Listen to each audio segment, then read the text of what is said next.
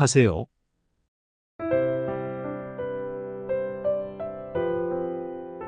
사람들 사이에서는 때때로 연인에게 신발을 선물하는 것이 좋지 않다는 이야기가 전해집니다.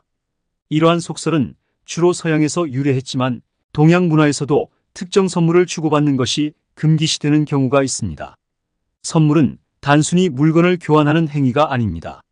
매우 의미 있고 중요한 사람에게 주는 것이며 선물 자체에는 깊은 의미와 세심한 배려가 담겨 있어야 합니다. 오늘 여러분에게 소개할 내용은 선물로 주고받기에 부적절한 물건들에 대한 것입니다. 우리 선조들은 선물에 담긴 의미와 에너지를 매우 중요하게 여겼습니다. 따라서 친분이 깊다 하더라도 주의해야 할 선물이 있으며 이는 선물을 주는 사람과 받는 사람 모두에게 부정적인 영향을 미칠 수 있기 때문입니다. 예를 들어 가위는 관계를 끊는 상징으로 여겨져서 선물로 적합하지 않으며 시계 역시 관계의 종류를 암시할 수 있어 선물로 권장되지 않습니다. 이 글을 통해 동양 문화와 풍수, 지혜를 바탕으로 어떤 선물들이 왜 금기시되는지 그 배경에 대해 알아보도록 하겠습니다.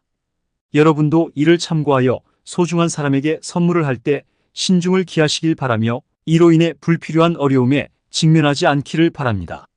지금 구독 버튼을 눌러 대바군을 함께 가져가시기 바랍니다. 선물은 단순한 물건을 넘어서 상징적인 가치를 지니며 받는 사람에게 기운과 복을 가져다 주어야 합니다.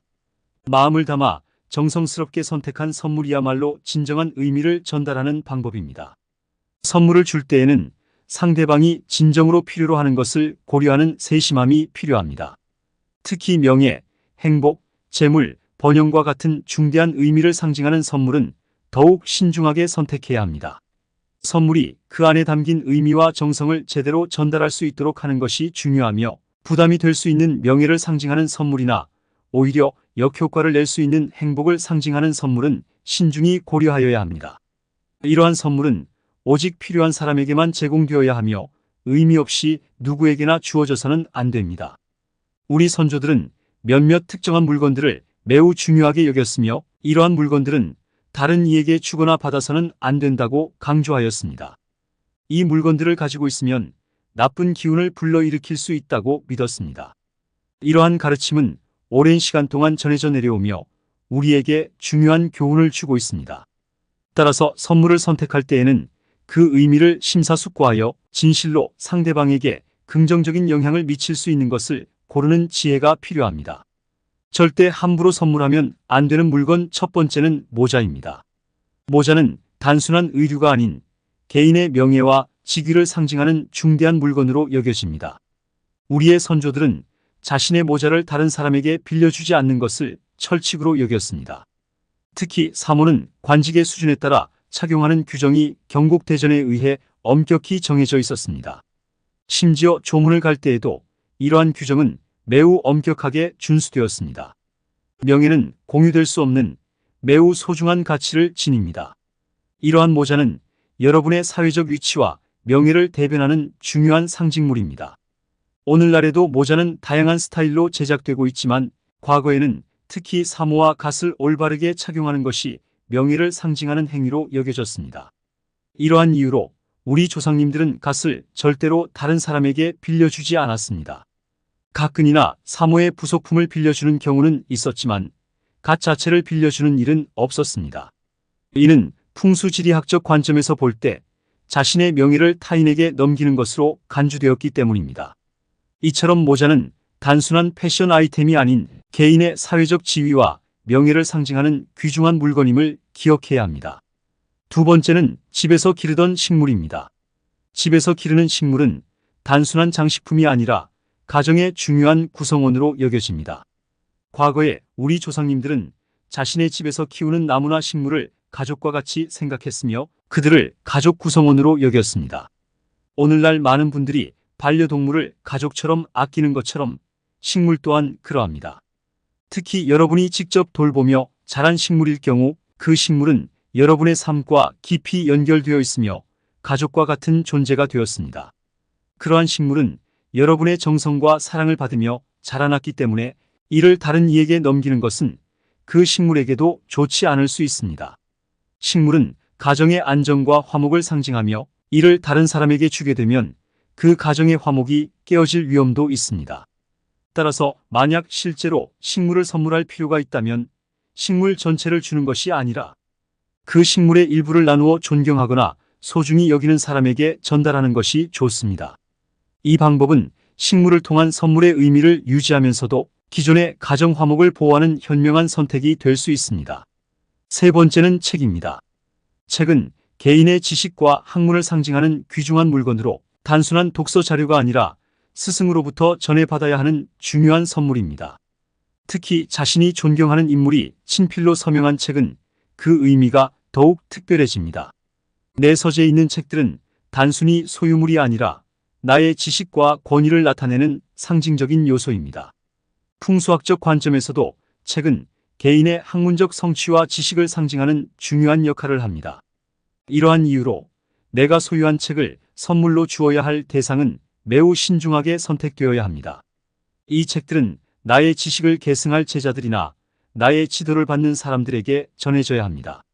제자나 후배들에게 책을 선물하는 것은 내 학문과 지식이 다음 세대로 전달되길 바라는 마음에서 비롯됩니다. 책은 이렇게 나의 학문적 권위와 성취를 상징하기 때문에 함부로 누구에게나 주어져서는 안 되는 매우 중요한 물건입니다. 이처럼 책은 깊은 의미를 지니며 선물로 삼을 때에는 그 가치와 상징성을 고려하여 신중히 선택해야 합니다. 네 번째는 오래된 가구들입니다. 가구는 풍수적으로 가정의 안녕과 행복을 상징하는 중요한 요소입니다.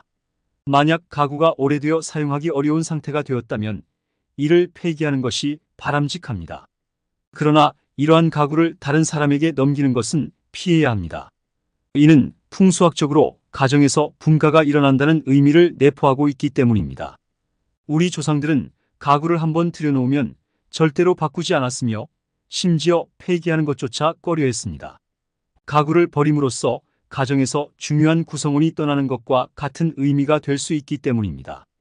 특히 남편의 소유인 가구를 다른 이에게 줄 경우 그것은 새로운 가정이 생긴다는 뜻으로 해석될 수 있으며 자녀의 소유인 가구를 다른 사람에게 주면 그 자녀의 가정에 문제가 생길 수 있다고 여겨졌습니다. 따라서 가구는 가정의 안정과 직결된 물건으로 다른 이에게 주는 일은 가급적 피해야 합니다. 오래된 가구가 더 이상 사용할 수 없게 되면 그것을 타인에게 주는 대신 적절히 폐기하는 것이 중요합니다. 이렇게 함으로써 가정의 행복과 안정을 유지할 수 있으며 가정에 나쁜 영향을 미치는 일을 방지할 수 있습니다. 다섯 번째는 지갑입니다. 지갑은 단순한 소지품을 넘어서 여러분의 재물운을 상징하는 중요한 아이템입니다. 우리 조상들은 종이나 비단으로 만든 지갑을 사용하였으며 이 지갑에 자신의 문양이나 글귀를 새겨 넣었습니다. 풍수학에서는 지갑을 다른 사람에게 주는 것이 자신의 재물운을 넘겨주는 행위로 간주됩니다. 특히 사용하던 헌 지갑을 남에게 주는 것은 절대로 피해야 합니다. 새 지갑을 선물로 준다 하더라도 받는 사람이 여러분의 가족이나 가까운 사람이 아니라면 이는 큰 무례가 될 수 있습니다. 이는 마치 남을 무시하는 행위로 해석될 수 있으며 내가 부유하니 내 재물을 너와 나누겠다는 식으로 인식될 수 있기 때문입니다. 이러한 선물은 가족 간에는 사랑과 행복의 표현이 될 수 있으나 타인에게는 불쾌감을 줄 수 있는 행위로 여겨집니다. 또한 재물이 나누어진다는 점을 고려하면 세계 어디에서나 지갑을 가족이 아닌 타인에게 선물하는 일은 드물습니다. 이는 지갑이 재물운을 상징하고 개인의 경제적 상태를 반영하는 중요한 물건으로 여겨지기 때문입니다. 명심해야 할 것은 지갑은 절대로 함부로 다른 사람에게 주어서는 안 되는 물건이라는 점입니다. 이러한 사항을 잘 이해하고 신중하게 판단하여 행동하는 것이 중요합니다. 이제 절대 받아서는 안 되는 물건들에 대해 말씀드리겠습니다. 첫 번째로 언급할 오래된 가구는 사용한 사람의 정신과 기운이 담겨 있는 물건입니다. 살아있는 사람이 사용했던 가구도 문제가 될 수 있지만 특히 세상을 떠난 사람이 사용하던 가구는 가져오거나 소유하는 것이 피해야 할 일입니다. 이는 가정의 평화와 안정을 해칠 수 있기 때문입니다. 물론 아직 정이 배어들지 않은 새 가구라면 문제가 되지 않을 수 있습니다. 그러나 남의 가구를 받을 때는 그 가구를 얼마나 오래 사용했는지를 반드시 확인해야 합니다. 때로는 아파트 공간에서 버려진 가구를 주워오는 경우도 있는데 이는 절대로 권장되지 않습니다. 가구에는 그것을 사용했던 사람의 에너지가 남아있기 때문입니다. 가구를 얻거나 가져올 때는 그 가구의 역사를 고려하여 신중한 결정을 내려야 합니다. 오래된 가구는 단순히 사용을 위한 물건이 아니라 그 안에 담긴 감정과 기운을 고려해야 합니다. 가정의 행복과 안정을 위해 세심하게 접근하는 것이 중요합니다. 두 번째로 주의해야 할 것은 다른 사람이 사용하던 가정용품, 특히 날카로운 물건이나 이야기가 담긴 그림이나 액자입니다. 날카로운 물건들, 예를 들어 칼이나 가위는 집안의 불화와 갈등을 초래할 수 있습니다.